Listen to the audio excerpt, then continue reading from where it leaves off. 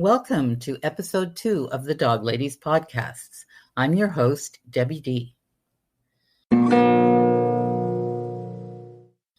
Many of you may be familiar with the 27 Club, a group of successful musicians who died at the young age of 27.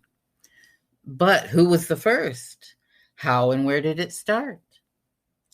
Come with me to the Mississippi Delta.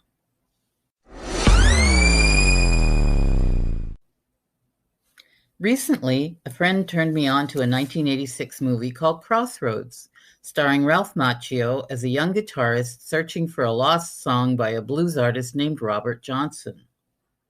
Although the movie is fiction, such a person did exist. The Netflix documentary, Devil at the Crossroads, tells the story, but here's a synopsis. As a poor plantation worker in the Mississippi Delta, Robert Johnson yearned to be a blues guitarist. Unfortunately, he lacked the talent for it. One night he disappeared, and when he came back, he was a virtuoso. According to legend, Robert was instructed to take his guitar to a crossroad at midnight. There, he was met by a large black man, Satan in disguise, who took the guitar and tuned it. The devil played a few songs and then returned the guitar to Johnson, giving him mastery of the instrument. Here was a deal with the devil mirroring the legend of Faust. In exchange for his soul, Johnson was able to create the blues for which he became famous. Now, in folklore, nobody who sells their soul to the devil ever gets away scot-free.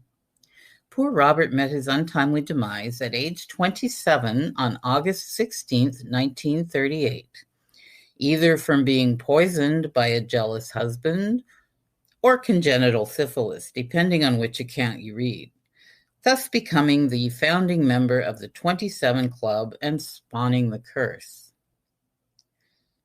Ironically, to add fuel to the myth, he had recorded 2 songs the year before, called Crossroad Blues and Me and the Devil Blues.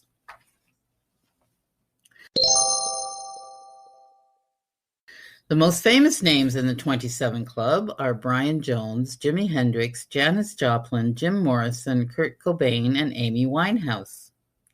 Several others, including Elvis Presley's grandson, Benjamin Keough, who committed suicide in 1992, also made the list.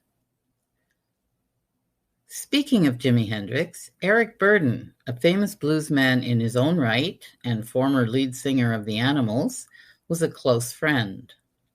After Jimi released Are You Experienced in 1967, Eric replied with his recording, Yes, I'm Experienced, in 1968.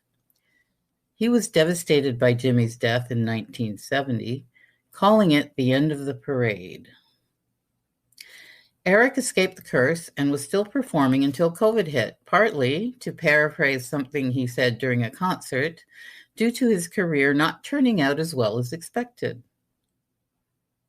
Was that because he didn't sell out? Or make a deal with the devil? In 2013, Eric recorded a new album of mostly original songs called Till Your River Runs Dry. One of them, 27 Forever, pays homage to his friend Jimi and all the other members of the 27 Club. They were selling t-shirts with the song's lyrics at the swag booth during the subsequent concert tour. Of course, you know I just had to get one.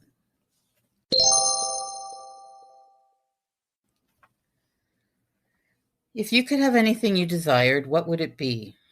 Would you be willing to sacrifice something to get it? Do you believe in curses? Are you familiar with the 27 Club, and do you have a favorite member? To access the videos and photos related to this podcast, visit thedoglady'sden.com and click on Podcasts Hot Off the Press from the top menu. There you'll find a link to the original article. Thanks for listening. Cheers.